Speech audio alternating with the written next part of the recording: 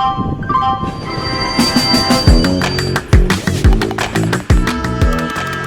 is a podcast by the News Minute, and you are listening to South Central. Hello and welcome to South Central, a TNM podcast where we put the South at the center. I'm Dhanya Rajendran, your host, and joining me in the Bengaluru studio is my co-host and reporting head of the News Minute, Pooja Prasanna. Hello, Dhanya. Very young-looking Dhanya today. Yes, because I turned 45, I decided to Look not young? dress 45. Yeah. Okay, so South Central, a weekly reminder, is a podcast that drops every Friday. We discuss headlines from South India because we believe in telling you what is happening in South India. Then we deep dive into two topics with experts and journalists who join us here. So look us up on Spotify, on Apple Podcasts and other platforms, and do like us there. I think I told you 2 weeks ago that we are now featured on FeedSpot. FeedSpot is a listicle of podcasts, and we are there on both political podcasts and top podcasts. 10, Yay. but I think we should aim to be in the top 2 or 3 very soon. So the pressure is on you. Go to Apple Podcasts, go to Spotify and like us there. Okay. Now, before we go to the headlines, I want to draw your attention to 2 videos that I feel you must watch this week. One was by the editor and founder of Article 14, Samar Halankar, and the second was by Supriya Sharma, the executive editor of Scroll. Now, Samar put his video where he just says, we are shutting down Article 14. He then goes on to talk about how people like their work, people share their work, but people do not take subscriptions enough. Article 14 has been doing some stellar work over the last few years on UAPA, on judicial problems in India, on human rights violations in places where the mainstream media hardly covers. But what Samar says is true. Most independent media are finding it tough.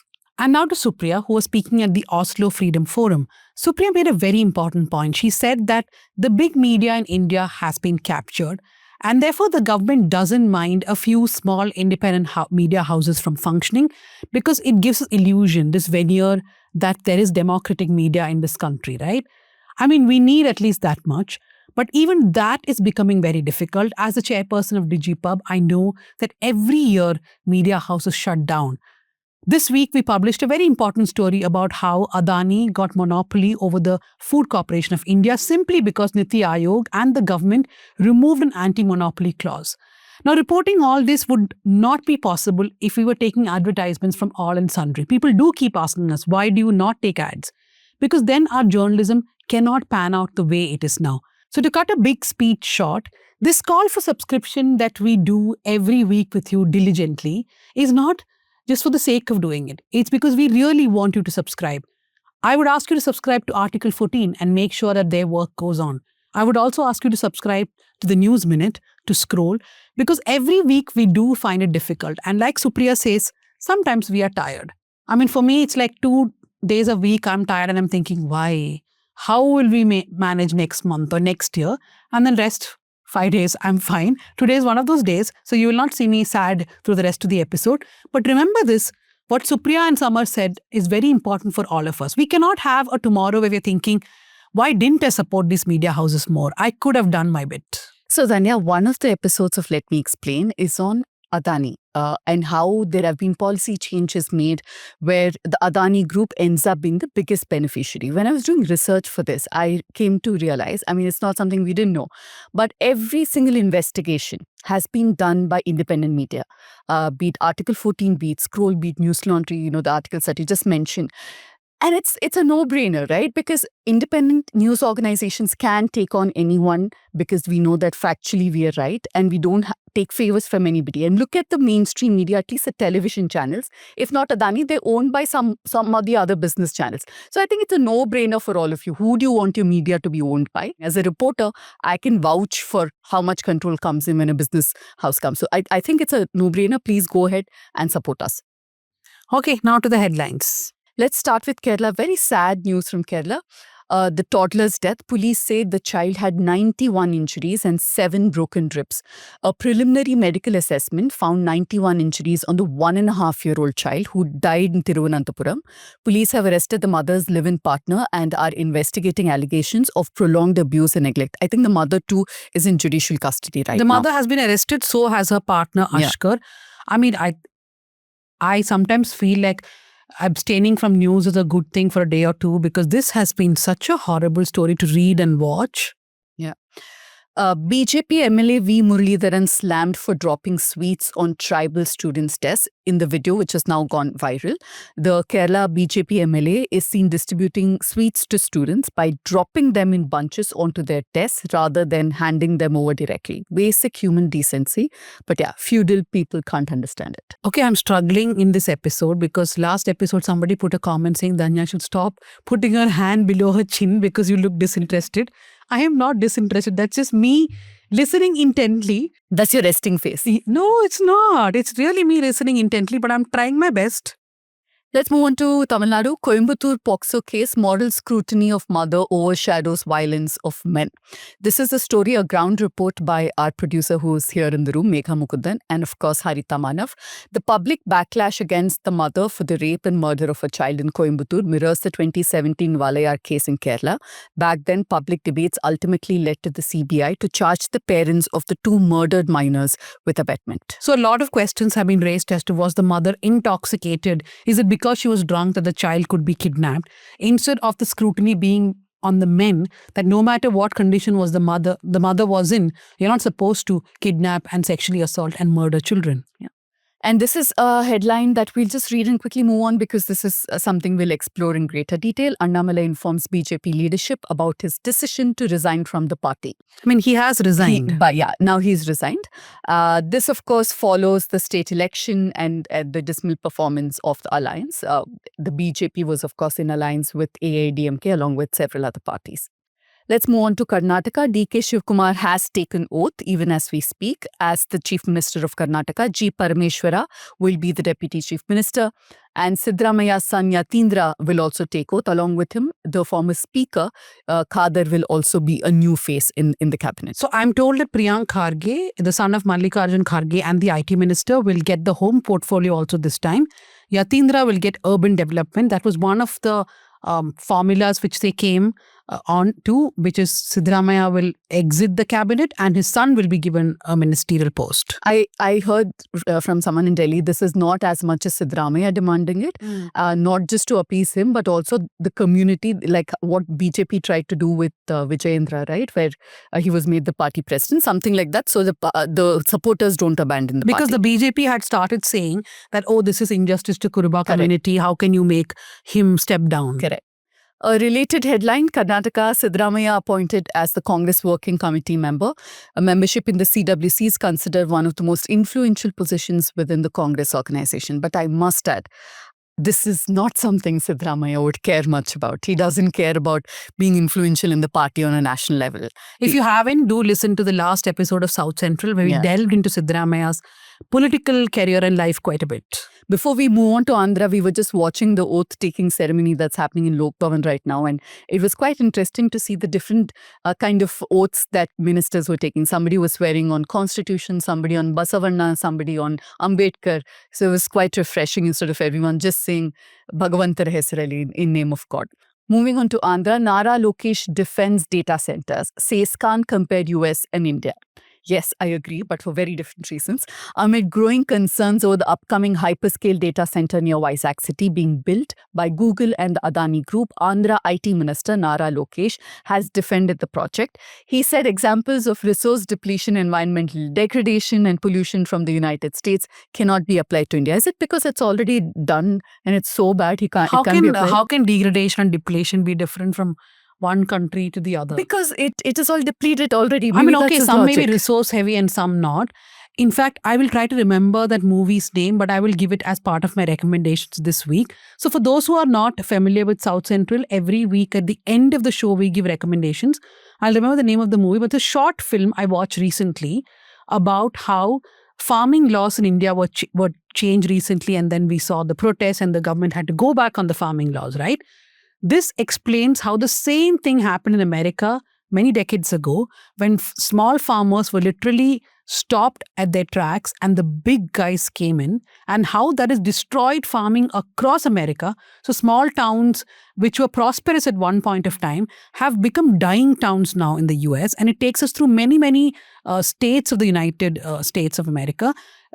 the same thing applies here. Yeah. And I mean, okay, resources may be different here. We may be resource heavy or less, but he can't just outright say that everything is different. I think also the fact is it doesn't even generate as much jobs as they claim, data centers particularly. Pawan Kalyan announces that JSP, that is Janasena Party, will contest 2028 Telangana Assembly polls. The Janasena chief said that he would intensify political activity in Telangana and prepare the party for the 2028 Assembly polls following a controversy-linked denial of permission for a party meeting.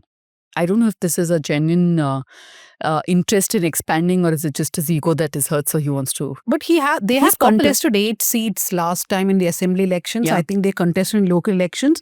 But this seems to be more of him saying, I also belong to Telangana. Yeah, no, I think that those 8 seats were how TDP and even YSRCP used to contest a few border seats, no? Not a genuine effort. Let's move on to Telangana itself. Telangana Advocates Protection Act comes into force. The Telangana Advocates Protection Act 2026 came into effect from Tuesday. That is a couple of days ago. The Chief Minister of Telangana, Revant Reddy, his government officially notified the implementation of the act aimed at providing protection to advocates in discharge of their professional duties. Revant Reddy seeks Telangana's due share in Krishna Godavari waters in the light of the Met Department's indication that drought conditions will persist due to the El Nino effect. Telangana Chief Minister on Monday directed officials to ensure that Telangana receives its share of Krishna and Godavari waters. We look at a couple of national headlines today. Cockroach Janata Party founder to return to India announces June 6 protest for Education Minister Dharmendra Pradhan's resignation. The protest will also mark Dipke's first visit to India since launching the satirical political outfit, which has gained significant traction on social media. In fact, I think earlier today, Sonam Wangchuk also joined the movement. No, he said he will come for the protest. He will come for the movements, yeah. So he's joined the movement in that sense. No, I just want to say here this ridiculous stuff that the government has done, which is transferring the CBSE secretary and chairman. That is our next headline. Oh, that's okay. Stop encroaching on headlines, Dhanya. But I'm just saying they've transferred the CBSE chairman and secretary, and that too just to another department. I think the chairman has become the agriculture secretary or something. So it's not even a proper punishment, not suspended. And the government has nothing to say about Education Minister Dharmendra Pradhan. I was seeing yesterday that a lot of journalists tweeted saying big action by the Modi government or impactful action by the Modi government. Now, if you just type big action by the Modi government on Twitter, you can see how many people have just copy-pasted what the government has sent them and absolutely no shame even in editing. Like literally, they've not even wasted time in editing. They've put the message which has been sent to them by PMO or Home Ministry PMO. or whatever I've it is. seen those broadcast And they've lists. just put it out. These are the same journalists who, during my time in television and during Pooja's also, people would go weeks on campaign asking for ministers to resign. And then when the minister resigns, they would run impact. Because of them, a particular minister resigned. Okay, so that's it with the headlines, Pooja. We'll go to the first discussion of the day. And joining us from Chennai is RK Radhakrishnan, senior journalist, a very popular face for most people who follow Tamil Nadu politics because RK is always either appearing on television or now you are doing your own videos, RK. Yeah, I mean, I'm just trying to fiddle and find out how Insta and YouTube work. Of course, I kind of figured out X, but the other 2 platforms are really like, that's where the audience is. And I just discovered that if you want to reach the 1824, then you have to be on Insta, active on Insta. Just trying that, yeah. No, you must be on Snapchat also. I think they are not even on Insta now. They're on different platforms. It's called Snapchat. Are you on Snapchat? No chance. Then you're even Discord. What is that now? Let me figure this out first. It's not easy. Okay, so what we're going to discuss are the fast-paced political developments in Tamil Nadu, including the fact that former BJP President Annamalai has resigned is what I think. RK thinks that he hasn't yet resigned. He's only informed he'll resign, right? Yeah, but look, let me put it like this. Look, you make a major investment somewhere, okay? And the person or the company that you invested suddenly decides that it's going to wind up and run away. How will you feel? It's exactly the same thing. BJP has invested so much of resources, more than 100 crores on this chap. built him up from nothing, from a 2011 resigned officer who went with Rajendran in a failed political venture, and then built him up and built him up and built him up, gave him every single thing that he literally demanded, made him president of the state unit of the party, and the guy turns around and says, okay, please let me go. I am as I am suffering from fever, I want forever I'm going to resign. What is this? I mean, who will accept it when you made so much of investment? That is why, I mean, I think he's been completely cold-shouldered in Delhi, barring a couple of appointments. He didn't manage anything serious in Delhi, and even the reception was not very good in Delhi. But RK, he did meet the BJP president and Amit Shah. More than that, who else is supposed to meet? And I want to ask one thing. Now, you are making this argument that the BJP has put a lot of money or a lot of resources into making Annamalai the leader that he is, right? But the point is, the same BJP has not given him any due in the decision process, at least since 2024. He's been largely kept out, especially in the last 1 year. Therefore, why do you think that dissonance happened? If the BJP did put resources into him, then why did they not use him? Yeah, first of all, you and I can meet Nitin Nabin any day. Anybody can meet Nitin any day. I don't think it's a problem at all. Amit Shah was forced to meet him because in the final, till 1:30 there was no meeting. Till yesterday at 1:30 there was no meeting. PM, there was no meeting when the meeting was supposed to be at 1 p.m.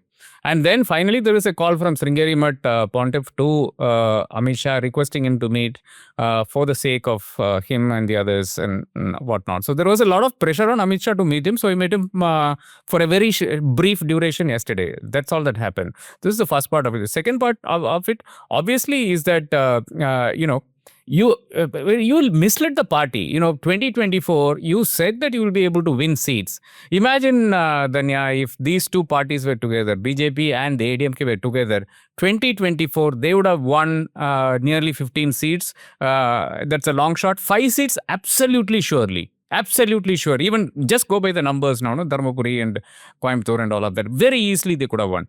So what happened? So they trusted him. They gave him the remit from 2021 after the elections. They made Murugan the a minister from the in the union government, and then they gave him the entire charge. He was running riot across the state. He was calling press all kinds of names. They didn't say anything. He was antagonizing everyone, including the ADMK. They didn't say anything because they thought he had a plan and it would work. It didn't work. So 2024, when it didn't work, soon after they had to change him because there was another election coming 2026 and they had to figure out something for that election. And this was not the person because he was going hammer and tongs at Edapadi and the ADMK. So that's what really happened. He had a long run. He messed it up. And he had to be removed. So there is no point of him crying and now saying that he's not being consulted. He cannot be consulted. If he is consulted, he will say, don't go with the ADMK, right? That is where it's going to go. And I don't think that's the way the BJP wants to go at all.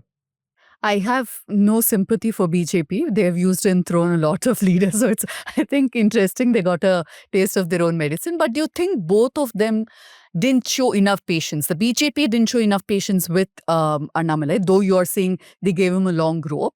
The fact is that he was a lateral entry in corporate terms, right? He just came and suddenly became, because he was a well-known name, they made him party president. But of course, he was constricted with multiple issues, some of them is of his own making, some others because people were used to status quo. And also the fact that he didn't show enough patience with BJP either. Do you think that's a factor? Yeah, he's a restless chap. That much we all know by now. And of course, he picks battles with everybody, and that also we know by now. That's one part of the story. Now, what is Annamalai's biggest grouse at this point? See, from the 2011 batch, who all are in positions of power right now? It's Arun Raj, IRS. And what, I mean, I'm an IPS officer, 2011, I came to the biggest party under the sun and, I can't get anywhere. And I demanded certain position in the union government. That also did not come. So I'm completely upset and annoyed with what's happening. So I need a better role. That is Annamalai's path. But then that is not how today's BJP works. This is not the Congress. Today's BJP, there is a certain thing that will be told to you and you do that. And if you complete that, particular task in flying colors or even whatever, even in the case of Suvendu Adhikari, Himanta Biswa Sarma, all of them. If you do that well and properly, you will be rewarded. That's what we see across the board, across the BJP. Yes, BJP didn't show, centrally BJP doesn't show any patience, but the point happens to be that the central BJP can afford that. It is throwing a lot of things into this mix in Tamil Nadu, trying to see what comes out. As of now, they really don't know what to do in Tamil Nadu. That is also there, given the fact that their entire aim was to make sure that Kazhangal illada Tamilagam, Tamil Nadu without the two Kazhagams, ADMK and DMK. Now they've achieved that. Now they don't know what to do actually. So they're trying to figure their game out as well. Dhanya, I just wonder, and both of you have reported in Tamil Nadu, do you think this combination of Hindutva plus AIDMK's Dravidian politics would never have worked for BJP in the long run? Maybe electorally, politically, immediately they might have gotten some gains. But in the long run, do you see an inherent clash between the two, or do you see that AIDMK possibly can go with DMK?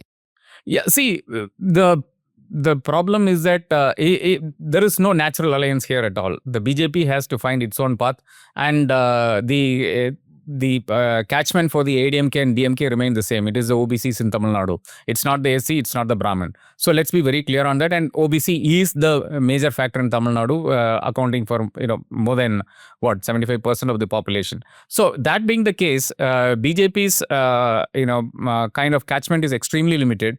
It is limited to the forward communities, number one, and with Murugan and the others, it is also has some very, very little, if whatever, pull in the oppressed and depressed classes. That's all.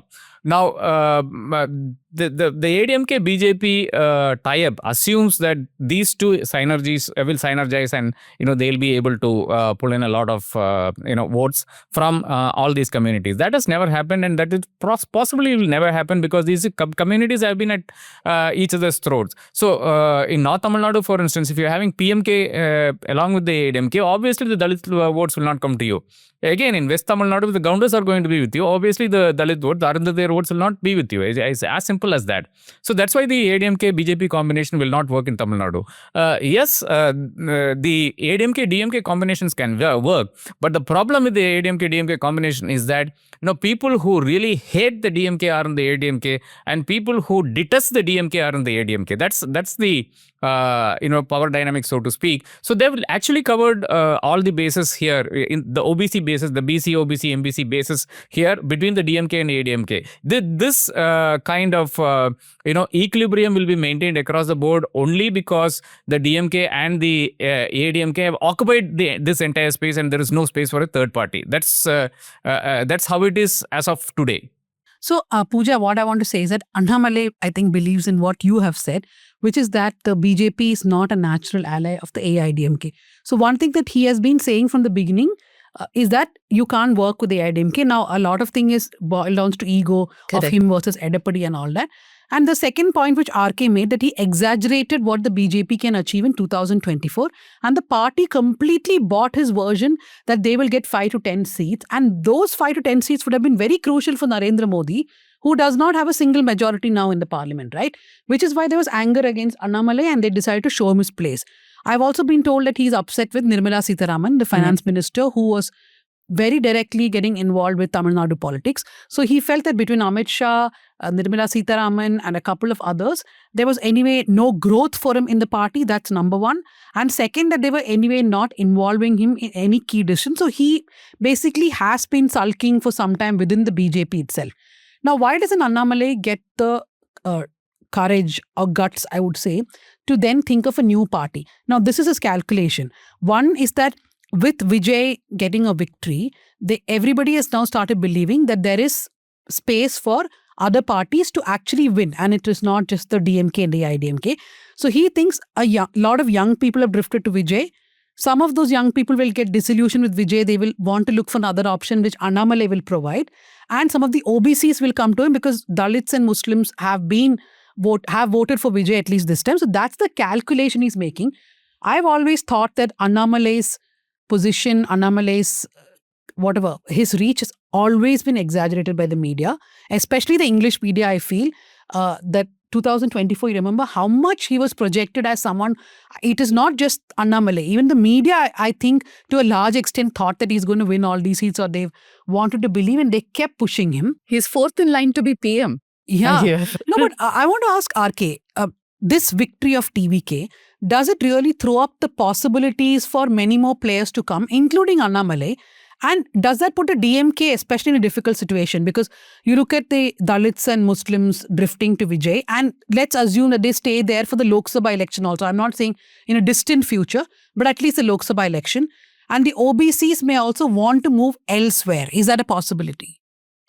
See, right now we are only 20 days into the government, and it's fumbling along. There seems to be no clarity on anything, barring the fact that Vijay refused to open his mouth. There is no clarity on anything else. Now, you look across the board. Any of the ministers, for instance, any of the other people, nobody inspires any confidence. So there are certain number of officials who are efficient and carry the work along. Now, you remove one person from the equation. Say tomorrow Vijay decides, okay, this is not for me, I am leaving. There is no party. There is no TVK. This entire weakness or the entire strength of TVK is just one person, Vijay, and nobody else matters in that party.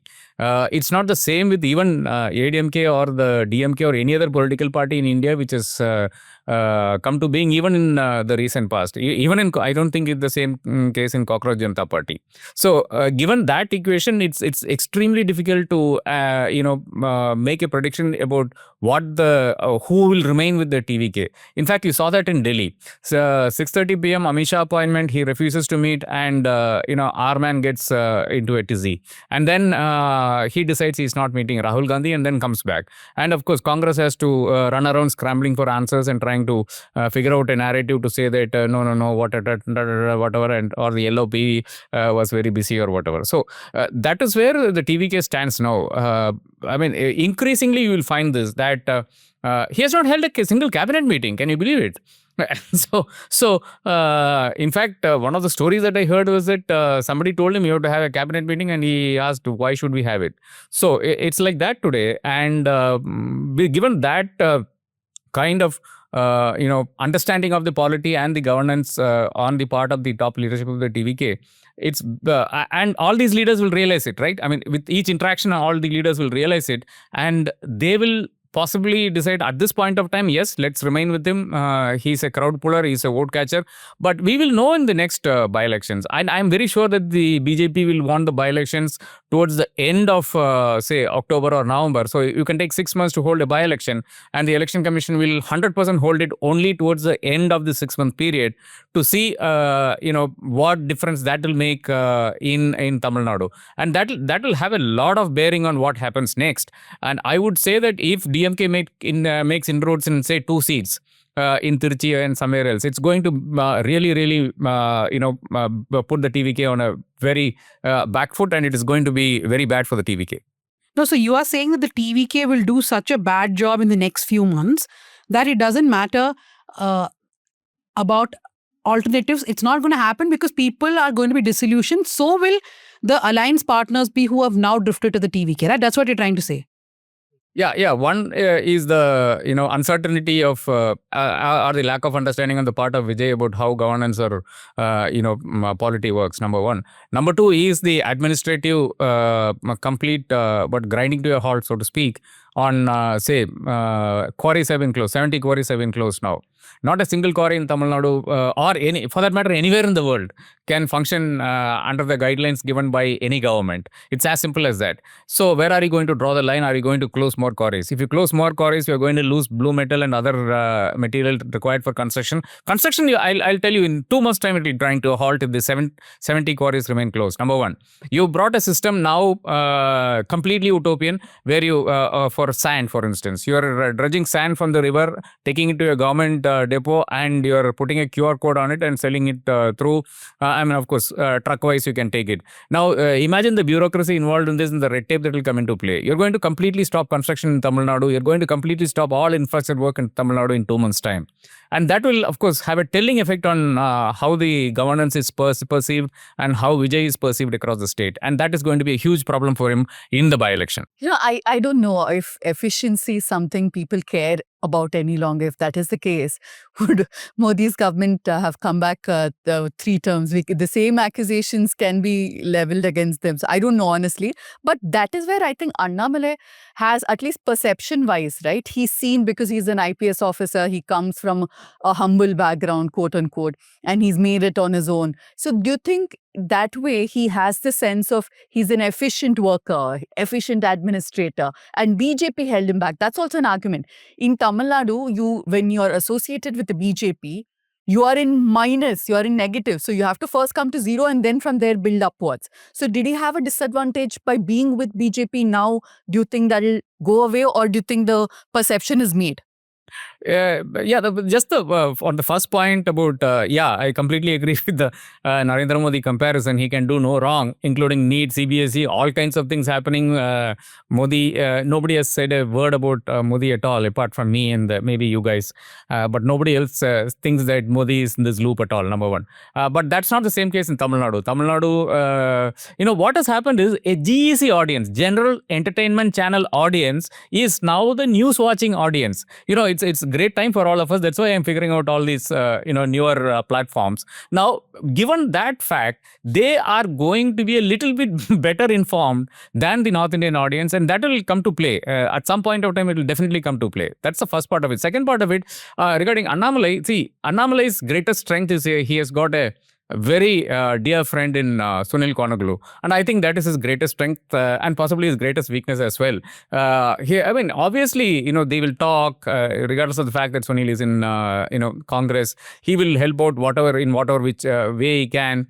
There's a lot of talk about what should this word Dravida be in the party's name. All kinds of things are going on. He'll definitely make an impact because this is a guy who is very restless and keeps running around across the state. In fact, I remember when he was BJP president, he used to travel about, I think, 300, 400 kilometers a day, going for a marriage function, a death function, a party small meeting somewhere in Aliar one day. The next day, he is somewhere on top of the hills in Ooty and then comes down again, goes to Avinasi, goes to Tirupur, all kinds of places. So he is going to definitely work very hard. But then the caveat is that he has to also get the discharge memo from the BJP. And I don't think Amit Shah is very happy giving it to him. Yeah, that point I know. In Coimbatore, when we were there in 2024 to cover the elections, and he flatly refused to speak to me.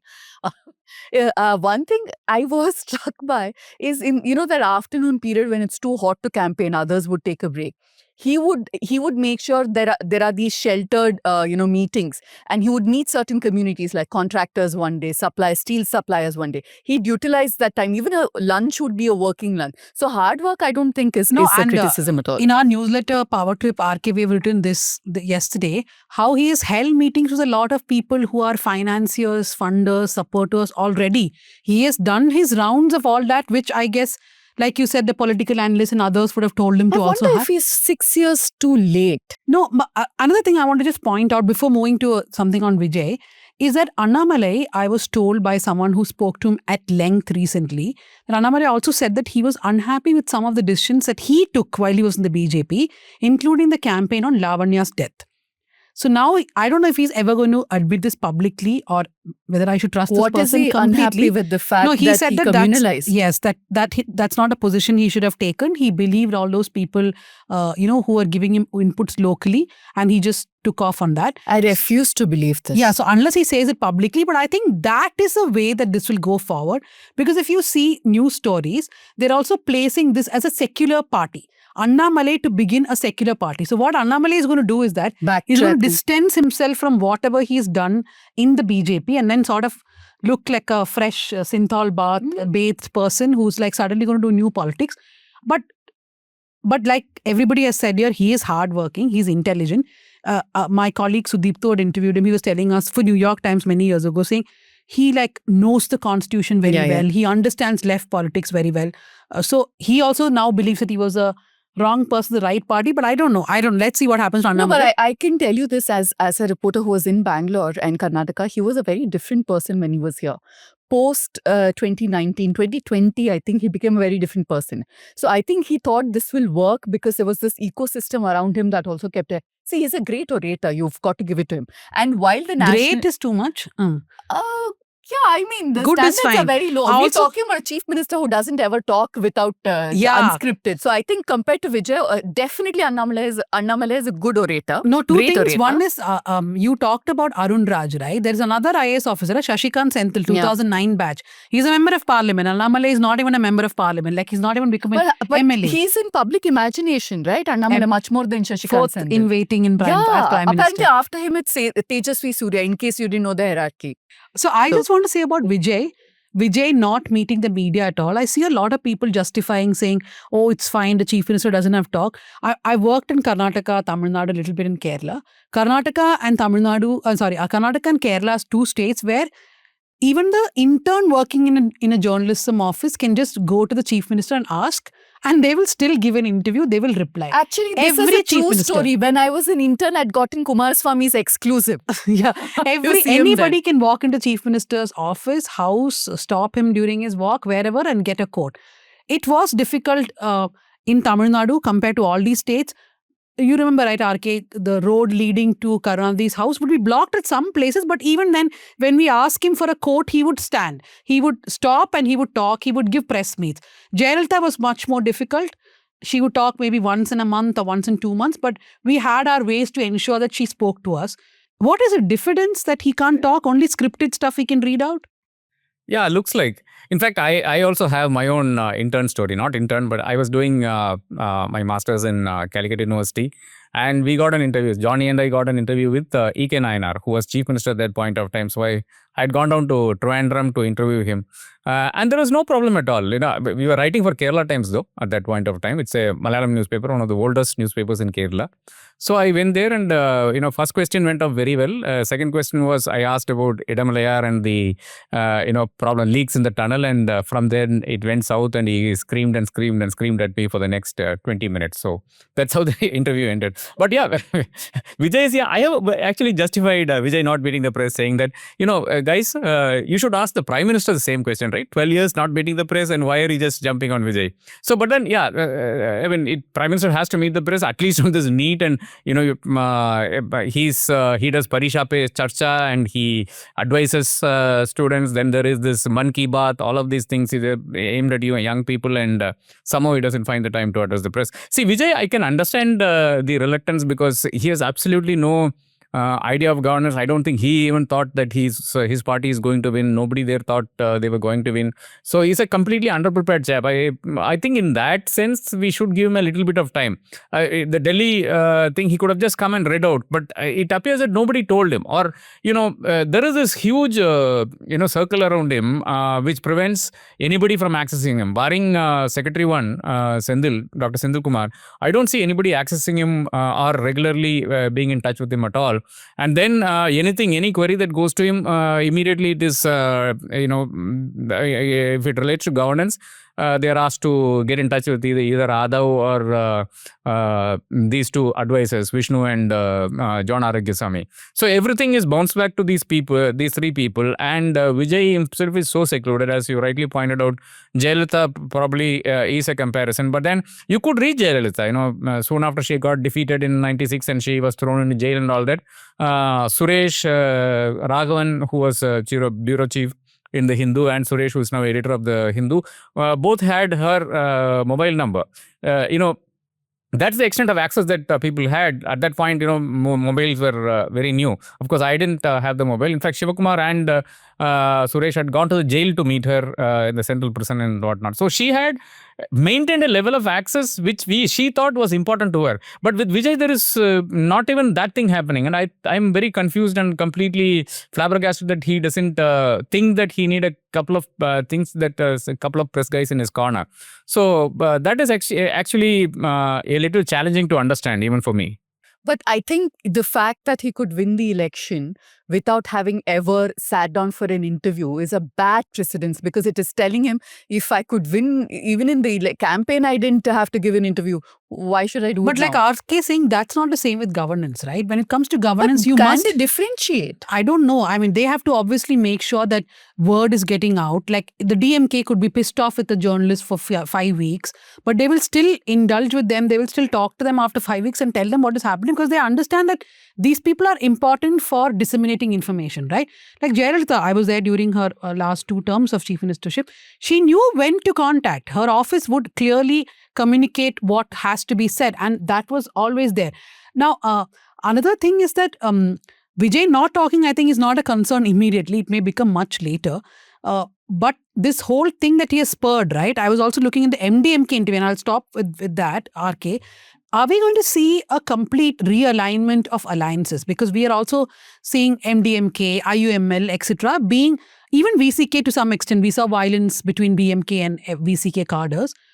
That they are becoming more emboldened, and they also feel that they were stifled in this whole DMK alliance, where some of them were not allowed to even contest on their own symbols. Yeah, that's very true. I mean, DMK mishandled the 2026 run-up to the negotiations in alliances. I think it should be better handled. Anybody who touched or spoke or to any of these leaders should never be ever allowed anywhere near the alliance negotiations. But unfortunately, DMK is not in that path at all, as you see from the pictures coming out from Kurl. There are people who can negotiate, and there are people who talk down. And you cannot talk down to allies regardless of however small they are, which is what happened between Congress and DMK when Congress decided to walk out, thinking that it's the bigger partner.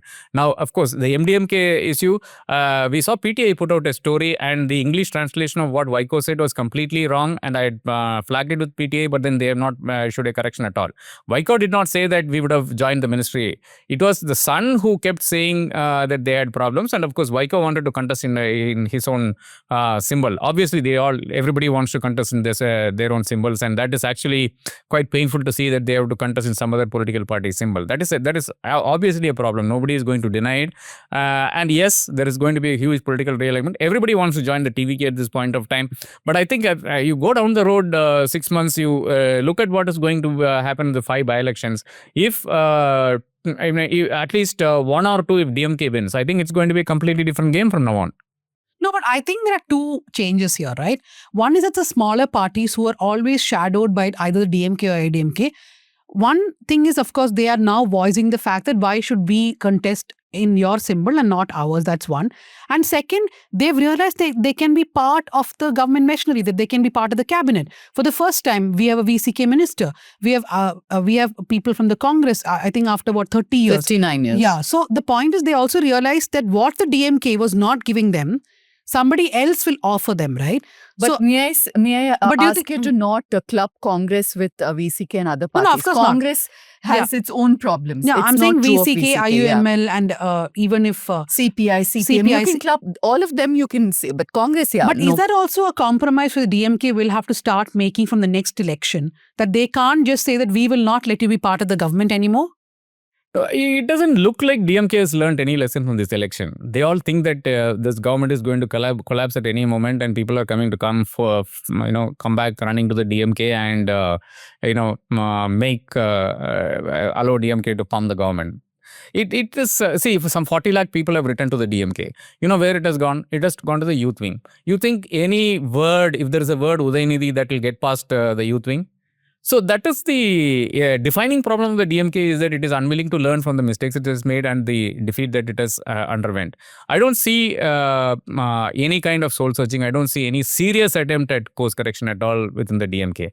But then the problem happens to be that the ADMK is in complete smithereens, and then all that you have today is the TVK and Vijay as the face of it. So it's a completely, as I see it, it's a completely unstable proposition in Tamil Nadu, and DMK seems to be at this point of time the only stable force, so to speak. One is mercurial, TVK. The other is we don't know if it will ever be able to stand up on its own, which is the ADMK. That leaves only the DMK at this point of time, regardless of all the mistakes that it has made and the refusal to even retrospect and see what is going wrong. Yeah. But just on media Annamalai and Vijay, I just hope the media in Tamil Nadu does not normalize this further. It is imperative that they keep pushing, asking for interviews, asking for press conference, because election victory cannot erase everything else. You still have to continue holding them accountable. And I think Annamalai, the biggest mistake they did, like they were the exact opposite of the so-called English media. English media couldn't stop praising Annamalai. They thought he is the biggest discovery ever. After Superman. Or he is Superman. Yeah. But I felt at times the Tamil media going a step too much in criticizing, belittling, ridiculing But I'm sorry, Annamalai he as did well. become a meme at times. But with that you know. helped him, right? Yeah, but whatever. Yeah. You get attention. No, I get what you're Yeah. saying, that both were not balanced. Yeah. Yeah. Okay, so thank you for your pearls of wisdom, RK, and all the best with figuring out not just Instagram, remember Snapchat, Discord, etc. And are you going to get the first Vijay interview? No chance. No, I'm not even going down that path. I'm not even meeting him. So let's be very. If Vijay does watch Instagram, he should be shown 3 RK videos. There are a lot of others who make sense in that party. So maybe I'll start meeting them. Yeah. Okay. Thank you very much, RK, for joining us. Thank you. Okay, so after the discussion on Tamil Nadu politics, we go to Kerala, where a huge debate is unfolding. And I think it's not a Kerala-only debate. The Congress government has said that they're mooting the idea of introducing menstrual leave for school students. The discussion, of course, has been around. I saw somebody saying that it's a God-given thing, menstruation. Why should people take leave for it? To others being concerned about privacy. All kinds of discussions are happening. There are people who want it and people who do not want it. So joining us are 2 people who work closely with both students and, of course, are knowledgeable about menstruation and what people go through. Welcoming Dr Jayashree AK. She's a physician, activist, and former head of the Department of Community Medicine at the Government Medical College in Kannur. Dr. Jayashree is widely recognized for her work on women's health, sexuality, and feminist discourse in Kerala. Thank you very much for joining us. Thank you.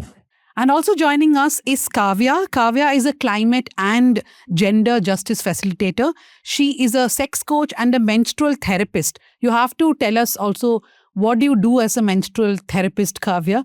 Thank you very much for joining us here at South Central. Thank you. Yeah. So we'll jump right into the topic. Dr. Jayashree, what are your thoughts? So we have seen all these discussions happening whenever we talk about menstrual leave for women in office spaces, even in colleges. Now the discussion has moved to kids in schools, right? What are your first thoughts about menstrual leave in schools, colleges, or whichever the spaces are? First of all, I would like to welcome that decision. I think it is a good decision from the part of the government.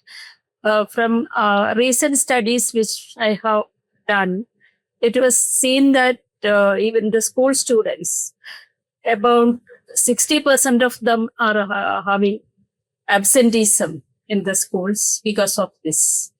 So in that case, anyway, they are taking the leave. So at present, they are taking illegitimate or from the kindness of the teachers, only they can. It is like a favor the teachers are doing.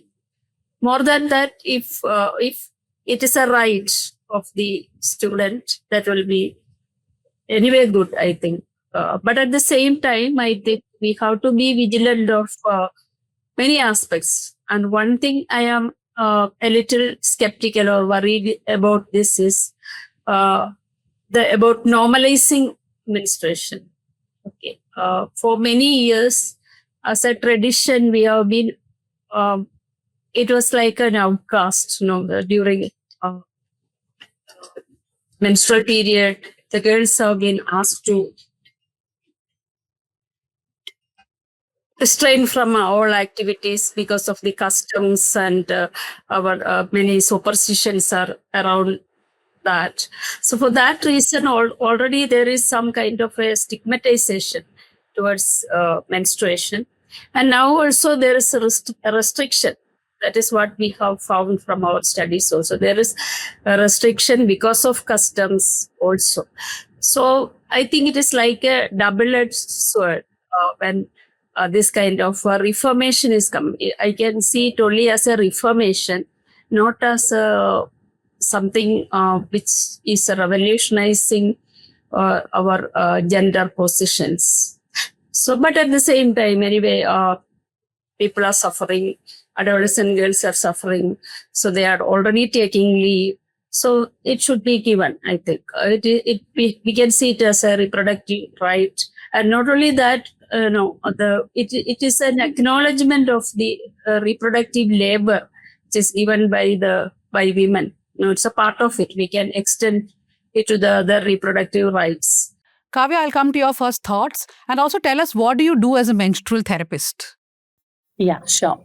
So to start with what menstrual therapy is, so this is primarily based on health therapy method, which is called Aviva method. It is originating from Hungary. It looks a bit similar to our traditional Indian yoga in terms of the fact that there's a lot of focus on exercises and movement. But the primary difference is that unlike yoga, here this is specifically made for the female body. And another major difference is that in yoga, we focus a lot on breathing, and breathing really focuses how our body movements or the asanas need to be done. In this case, we don't have any strict focus on breath. It's more about what movements the body is able to do. So just to get a flavor that it looks similar to yoga, but it is not exactly yoga. Plus, it also has components of diet, and it also has components of providing nutraceuticals or nutritional supplements, which is not legal in India, so I don't practice that. So the certification comes from Hungary, and my teacher is a resident of Germany, so that's where I learned it from. So this therapy primarily involves in helping a person track their cycle, understand what is not working, and in the Indian context, we also work with gynecologists and Ayurveda practitioners who focus on menstrual health, and we also provide them exercises and nutritional or diet changes that is needed that can help them in helping have a less complicated, less painful periods primarily. So yeah, that's menstrual therapy by Aviva method.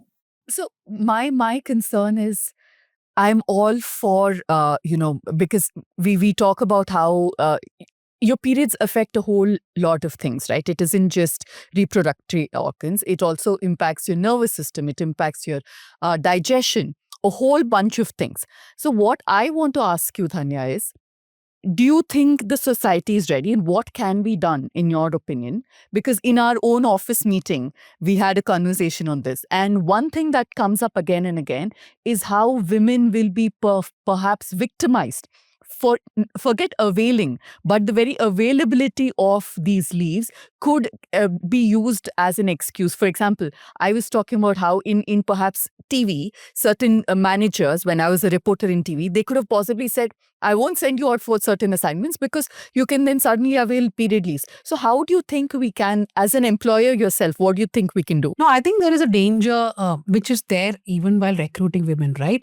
So, in fact, so I think we should have a discussion on schools itself, because workplace is a very different dimension. In schools, if there's a co-ed school, there are people who now feel that the boys in the school will feel, why do the girls get extra leave and not us, right? So we see a society where already there is so much of othering of girls. So it will start from school itself, where the boys will start feeling it's some privilege that you're getting leave. The second concern, I think, which people have, I want to come to Kavya and then Dr. Jayashree, is about privacy.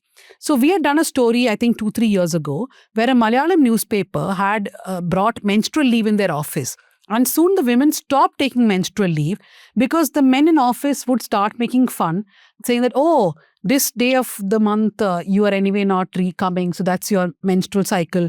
Next month, if it's 2 weeks late, they'll say, oh, why you not got your period? So it became like a joke in office, and women started not taking menstrual leave. So is that a real, now other than the fact that, okay, people are opposing it for different things, the practical problems of really imposing such a rule, what do you think about it, Kavya? Okay, yeah. So the specific office that you said was also the office which supported us to do a Kerala-wide campaign on menstrual awareness in 2017. So we also saw it as a great change. We also saw it as a great support from that particular media house. And this is something that we also had seen that it actually didn't really help the female staff in the office at that point of time. But what it has actually done is not just in that state, in the state of Bihar, where it was introduced really long back, the menstrual leave. There also we know that a lot of women have not availed it. So it is not about giving it and then asking women to immediately take the period leave, but instead it is like providing an ecosystem where you can have leave. I'm talking from the women's side or the female side. And if you ask me, I feel it's good because previously, a couple of years back, we had this similar leave for college students. In Kerala, the government did not introduce it in offices or workplaces. They introduced it for higher educational institutions or colleges. And again, at the same time, there were similar confusion, there was similar criticism, but over time, we've actually seen that girls and the teachers or even the boys welcome it. It actually opened up more conversations. So I think this time they've targeted schools, which for me looks like an opportunity. And this is like, you have, like, right from what you said, if you hire a woman, if you have a girl child, it is always seen as a burden. So, but then this also makes a chance for conversations to happen. And as an educator also, as a therapist also, something that I always hear is everyone tells period pain is normal, try to put up with it, right? But I want to make this very distinct statement. Period pain is common and not normal, right? So, and conversation should start from there, that it is not a normal thing to have very painful, very excruciating period. It's just common. And since it is common, people believe that, that's what the norm should be. That is not the norm. And this is also a way for people to understand that you can go beyond, or, you can go and have these conversations. Why do you need these leave? Then you say that, okay, pain is not a common thing, but pain is not a normal thing to have.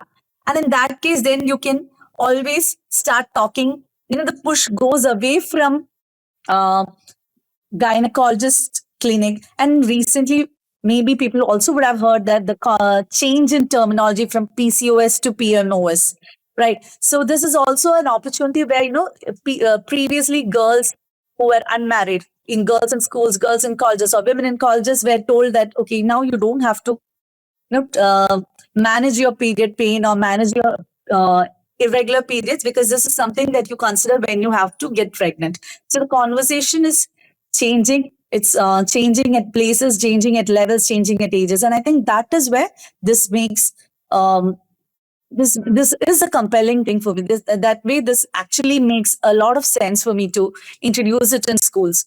And I think I hear a lot about this being misused. Yeah, in office, yes, you can say that this is being misused and all of that. But in a school, if a girl is already being absent and she's just taking leave, I don't think she's getting any privilege out of it. Right. And when I spoke to boys in co-ed classes, they were like, yeah, if it is really painful, maybe they should take leave. We bunk classes. Girls don't usually bunk classes. We don't have pain. We bunk just for the fun of it. So I think that's, the children themselves see it as a leveler. I don't know why we should, there could be the arguments, but if the children don't see it as a leveler, or see it as a leveler, we don't have to bring in all these extra arguments about this being misused or this being a non-level playing field. This is what I think. I think it's a great move that it's starting in school. And I completely agree with Kavya that I think it opens up conversations, normalize it from a young age, so that by the time these kids go on to become managers or they're working alongside of colleagues, they understand. And the argument of things being misused, we've heard everything. Women should not become politicians because they'll misuse Not it. just that, they've said this about dowry harassment law. They said, women will misuse it. SC/ST Atrocities Act, they've said people will misuse it. I'm saying anybody who is worried about getting caught in that will say it. And rather than, Dhanya, I think, yes, the problems that you mentioned are very practical. But I think it's good because there will be hiccups, there will be a little embarrassment, but it'll also in the long run, once the conversations are over, hopefully on the other side, there will be something positive. Dr. Jayashree, you must be meeting a lot of children, a lot of women who go through a lot of problems, right, due to their periods also. Is there also lack of understanding in society, like how Kavya was saying? Everybody just thinks, oh, it is just period pain.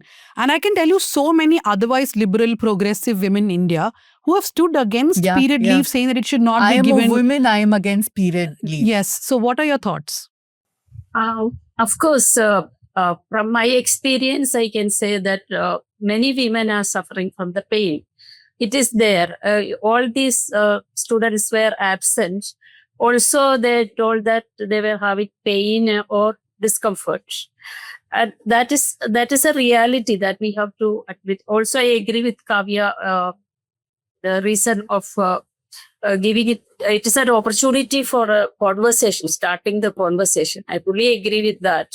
It is the only time you can talk with these things to the other colleagues and other boys and things like that. But at the same time, it's again, I have the question like, even this pain and all these discomfort and things have any relation with the long period of this superstitious beliefs and what the women have been suffering, like humiliation from the part of the society, things like that. We have to address that also, I think.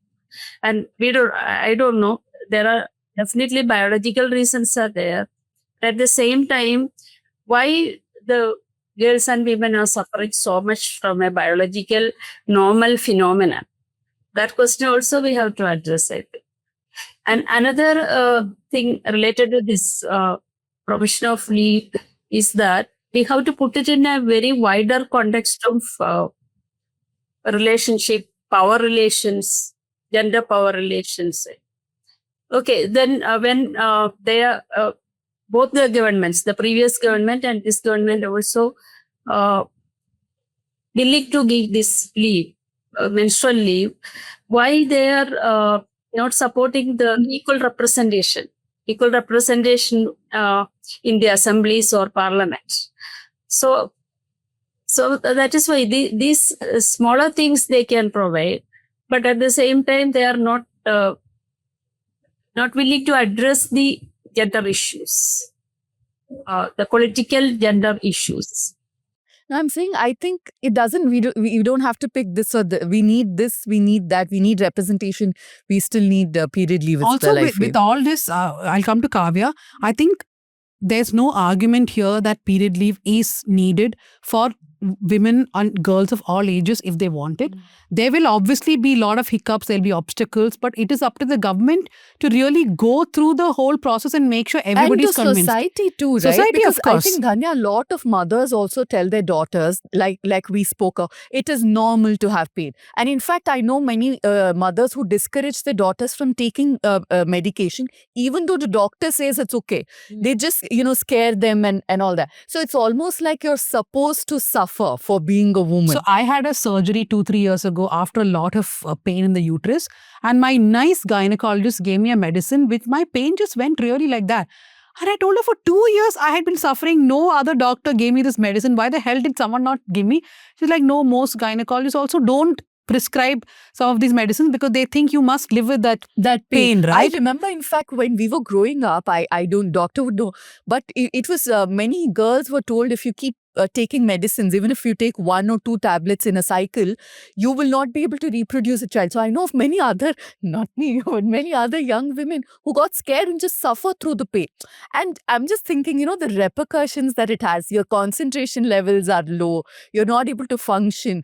Many of us have soldiered through that pain because we just told that we have to, right? Kavya, one thing from Dr. Jayashree's strain of thought that I want to ask you is that while we talk about the policy itself, whether it should come or not, we cannot also remove the focus from the fact that bathrooms are not good in schools.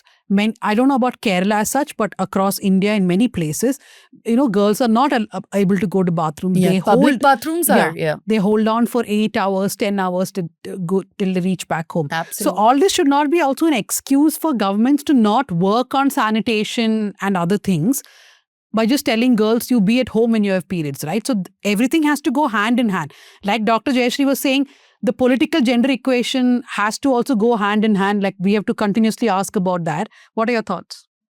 Yeah, so exactly, because that was also one of the criticisms that Sri Lanka had raised when this news came out, because she said, give them sanitation facilities, better pads, better toilets.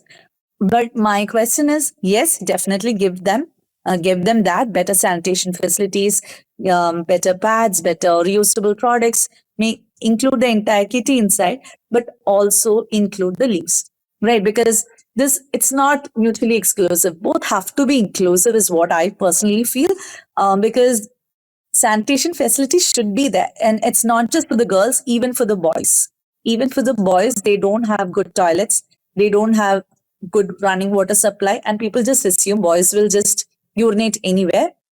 Defecation is not even a question, and girls' bathrooms are usually, at least on paper, made well, with at least one incinerator in place, mostly non-functional. But yeah, even in Kerala, that is the case in many schools, private, government, aided, because it's not just also about installing things; it's also about the maintenance and upkeep, and also regular water supply. All of these also have to come, which is why it is also very important that the ministries. It shouldn't be a women and child thing. It shouldn't be a health thing. It shouldn't be an education thing. It should also be the PWD that is involved. There also should be the water department, which is involved, the Swachh Bharat mission. Yeah, that is also a sector which has forgotten many times to include water or reusable menstrual products when they talk about Swachh Bharat. So yeah, the intersection is very important here. That is something that we definitely cannot miss. And when we talk about intersection, I think another thing which I personally feel is very important is also extending this to the unorganized sector. Now we are talking about workplaces, higher education, and schools. Unorganized sector, including public places, and all kind of unorganized sector, including maids who come to home, including women who are at home. Everyone needs that gap. And I think this is one of the comments that I've repeatedly seen on videos when this news have come at in different states, at different age levels, at different workplaces, that what about housewives? Do they also get their menstrual leave? And I think this actually opens up more questions. And again, from an Indian context where menstrual stigma or the impurity is very important. I think even from that point of view, for me, this leave is really important, because as opposed to the forced isolation for 3 days, this is a open, informed choice of taking that leave. So that way, for me, this sounds very progressive. I'm not sure about the implementation, but definitely it sounds very progressive. It is a good point for us to start talking and start thinking how we are going to implement this. A point on what Kavya said and Dr. Jayashree said earlier about representation. I remember a conversation with Kavita Lankesh, who's a Kannada filmmaker, and she'd said that including for her when she was a much junior person in the film industry, when they were outdoor, they didn't have a mobile toilet for women. They would, 3-4 women would form a human cordon and go behind bushes. This is just as recent as 10-15 years. And, being able to find a place to change your pads is a far cry. The fact that she now heads her crew, she is a woman director, she makes sure that these things are there. So I think that point I take back. I think representation could have perhaps changed a lot of these things. If there were enough women who are lawmakers, who are policymakers, they'd know the pain, the problems women face, we'd be in a much better place, I think. What Kavya was talking before, I want to take it a little forward. Regarding adult women and also the housewives. The thing is that many times in our situations, the employers will refuse to take women because of these factors. That too, if we are taking women, we have to provide toilets, we have to provide menstrual leave also.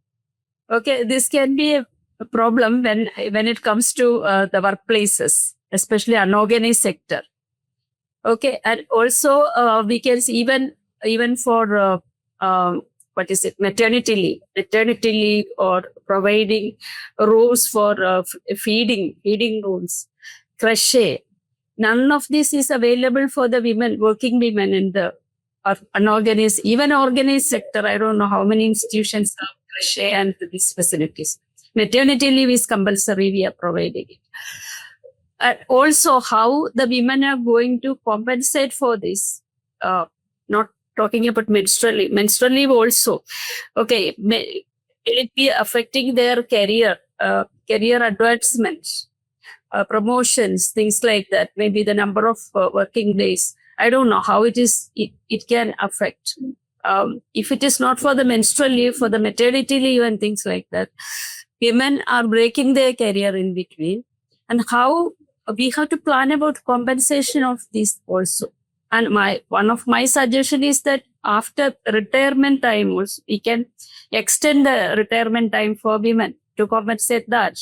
So same thing can happen here also in menstrual, when girls are taking menstrual leave.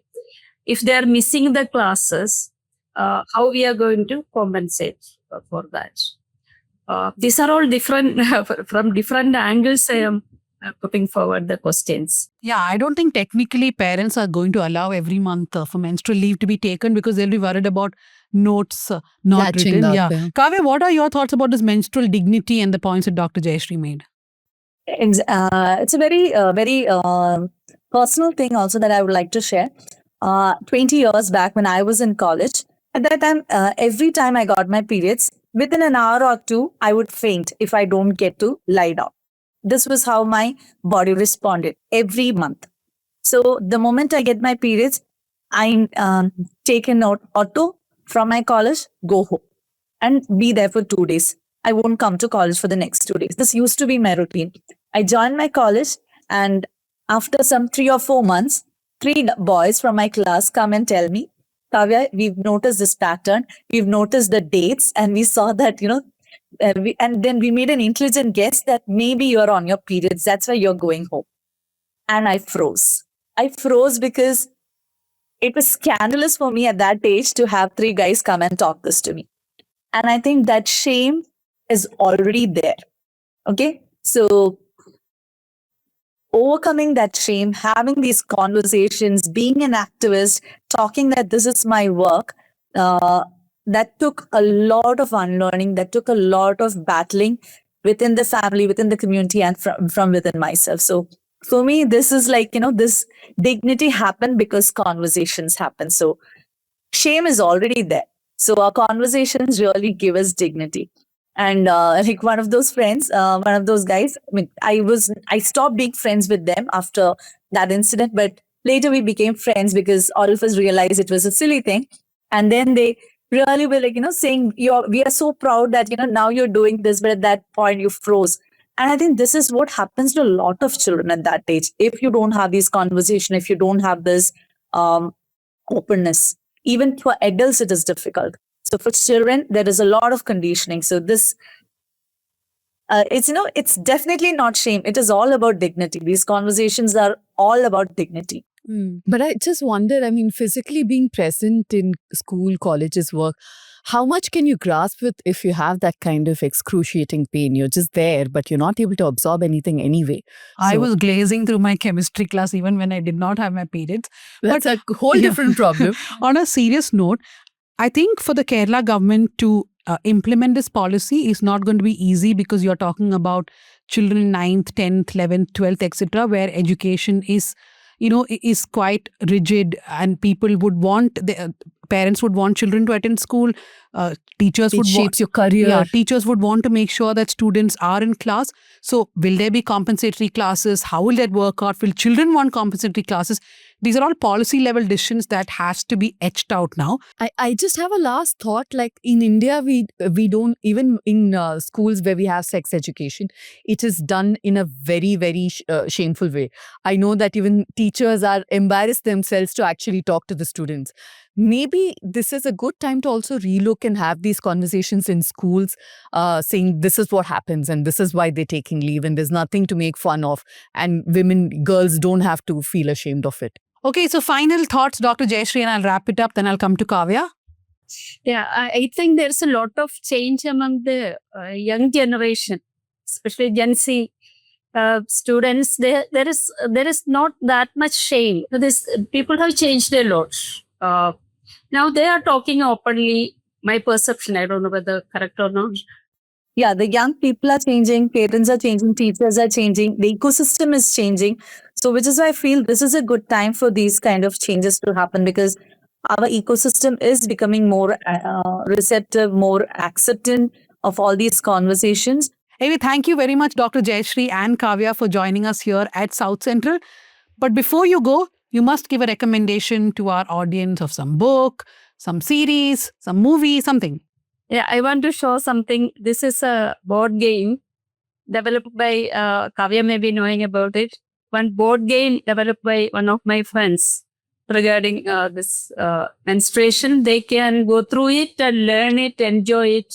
And there is a guide also along with it. Oh, nice. What's it called? What is ma'am? it called? It's called Go With Flow. Go With Flow. Oh, Pun intended. go with the flow. Kavya, what's yours? Yeah, I would suggest one series called Masters of Sex. It also shows how all these conversations on sex therapy has happened over the years. It's a very interesting watch. And I also like the book, The Stationery of Tehran by Marjan Kamali. I think these are two recommendations high on my list right now. So, yeah. See, anybody who listens to any Tamil podcasts or anything, I encourage you to listen to Decoder, which is run by Karthika Chilvan.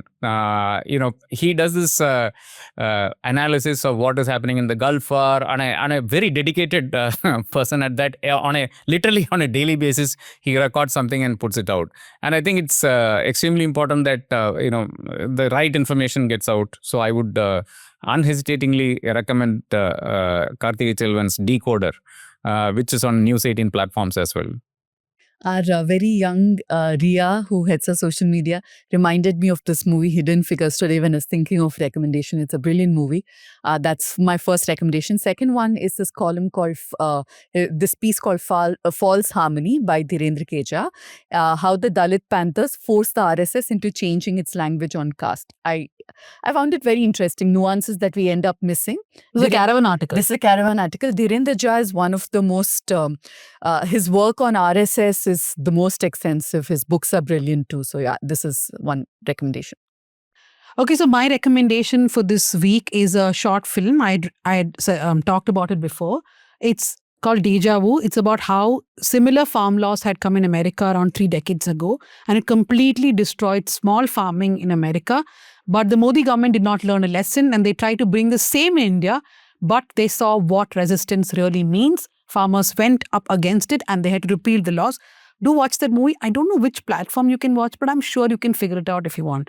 So thank you very much, Dr. Jayashree and Kavya. Thank you to my producers, Megha Mugundan and Jaseem Ali. Thank you to Ajay, our production assistant.